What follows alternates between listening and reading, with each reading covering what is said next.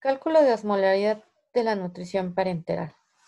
En el paso número 1, se debe de calcular los gramos de sustrato de acuerdo a la distribución nutrimental y el contenido calórico necesario y los mililitros de la fórmula de cada sustrato. En el paso número 2, se procede a calcular la osmolaridad. La osmolaridad está medida en miliosmoles por litro de acuerdo a los mililitros de formulación de nutrición parenteral. En el ejemplo 1 tenemos un ejemplo del procedimiento para la glucosa, donde ocupamos 120 gramos por día de requerimiento. Recordemos que la glucosa, en 1000 mililitros de glucosa, de solución glucosada al 10%, se obtienen 100 gramos de glucosa. Si de acuerdo al ejemplo el requerimiento son 120 gramos por día, vamos a requerir 1200 mililitros de solución glucosada al 10% para cubrir este requerimiento. El siguiente paso es el cálculo de la osmolaridad. Para calcular la osmolaridad necesitamos identificar en la tabla de contenido nutricional de la fórmula de solución glucosada la cantidad de miliosmoles que contiene la solución. Entonces, de acuerdo a este ejemplo, en 1000 mililitros de glucosa al 10% se contienen 500 miliosmoles por litro. Entonces, si yo voy a utilizar 1200 mililitros de solución glucosada al 10%, voy a aportar 600 miliosmoles en este volumen de solución. En el mismo ejemplo de la glucosa, cuando utilizamos soluciones de mayor concentración de soluto, en este caso solución glucosada al 50%, en 1000 mililitros tenemos 500 gramos de glucosa, con el mismo requerimiento de glucosa, nos da un aporte de 240 mililitros para administrar a la nutrición parenteral. Cuando calculamos la osmolaridad y buscamos en la tabla de distribución nutrimental la cantidad de miliosmoles que contiene esta solución de glucosa al 50%, tenemos que contiene 2500 miliosmoles. Si hacemos nuestra regla de 3 para el volumen que vamos a necesitar de esta glucosa, tenemos 240 mililitros de glucosa y en 240 mililitros de solución glucosada vamos a tener una cantidad de 600 miliosmoles. Si nos damos cuenta, es la misma cantidad de miliosmoles que la glucosa al 10%. Sin embargo, el volumen aquí varía de 240 mililitros cuando la concentración es muy alta a 1200 mililitros cuando la concentración es baja.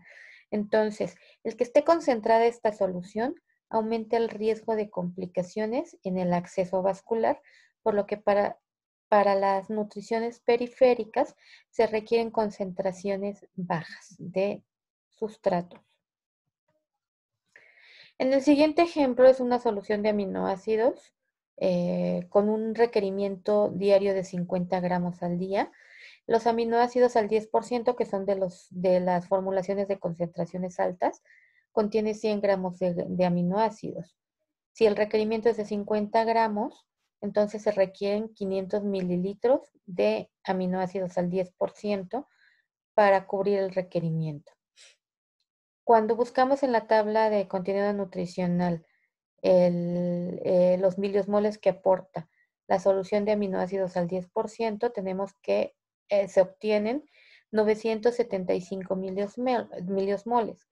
Si tengo un volumen de 500 calculado, en esos 500 mililitros voy a aportar 487.5 miliosmoles. A diferencia con concentraciones bajas de aminoácidos, en 1000 mililitros de aminoácidos al 5.4% hay 435 miliosmoles. Aquí tenemos abajo calculado los mililitros que se requieren para el aporte diario de este ejemplo de 50 gramos.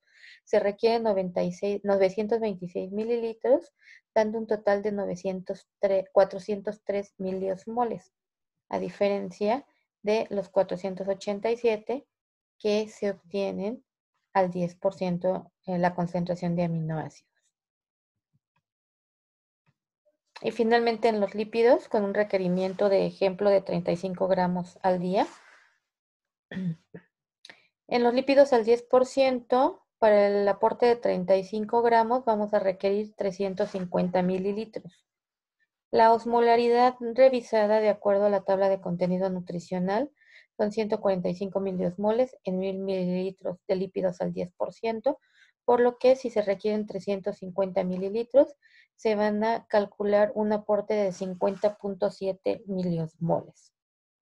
Una vez que calculamos la osmolaridad de cada uno de los componentes de la nutrición parenteral que la contengan, se debe de hacer la sumatoria.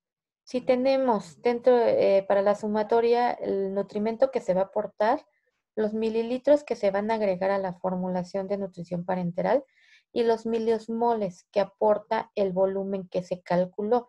Entonces tenemos que de glucosa al 10%, tenemos un cálculo de 1200 mililitros que aporta 600 miliosmoles. Los aminoácidos al 5.4% en 926 mililitros aportan 403 miliosmoles y los lípidos al 10% en 350 mililitros de cálculo aporta 58 miliosmoles, dando un total de volumen de 2.476 mililitros y dando un total de 1.061 miliosmoles. El cálculo de la osmolaridad por litro, vamos a utilizar una fórmula que son los miliosmoles totales de lo que se calculó de acuerdo a los sustratos nutrimentales y el volumen total de la alimentación parenteral, pero este volumen debe de estar marcado en litros. Aquí tenemos un cálculo de mililitros, entonces hacemos la conversión a litros y sustituimos valores. Miliosmoles totales son 1061 entre 2.476 litros, de acuerdo al volumen calculado, nos da un total de 428.5 miliosmoles por litro. Esta cantidad de miliosmoles, de acuerdo a los criterios de la nutrición parenteral periférica, está dentro del intervalo de normalidad, que es menor a 1000 miliosmoles por litro. Después de que calculamos la osmolaridad y que nos aseguramos de que se está dando una cantidad apropiada de miliosmoles que reduzcan las complicaciones vasculares, se da la indicación. En la indicación se da de la misma manera que en una nutrición central, utilizando la vía de alimentación o el tipo de alimentación que se va a administrar, la vía de acceso, el número total de calorías, que es en base a los sustratos que se calcularon anteriormente, el aporte de líquidos totales, la osmolaridad, aquí vamos a agregar la osmolaridad que se calcula por cada litro de formulación parenteral, el contenido de la alimentación parenteral y la forma de administración. En este ejemplo les coloco una forma de administración cíclica. En la administración cíclica se tiene que determinar el número de ciclos en el que se va a infundir la alimentación, el volumen de cada uno de los ciclos y el tiempo en el que se va a infundir cada ciclo y la velocidad con que se va a administrar ese ciclo de alimentación. De modo que para la administración cíclica, el volumen de cada ciclo se va a calcular utilizando el volumen total de la alimentación primero entre el número de ciclos. Es decir, aquí tenemos un ejemplo de 5 ciclos y un volumen total de 2.476 mililitros, dándonos 495.2 mililitros por cada uno de los ciclos. Si se administra durante 3 horas, recordemos que para la velocidad de infusión se calcula a través del volumen del ciclo entre el número de horas a infundir para que nos dé el resultado en mililitros por hora.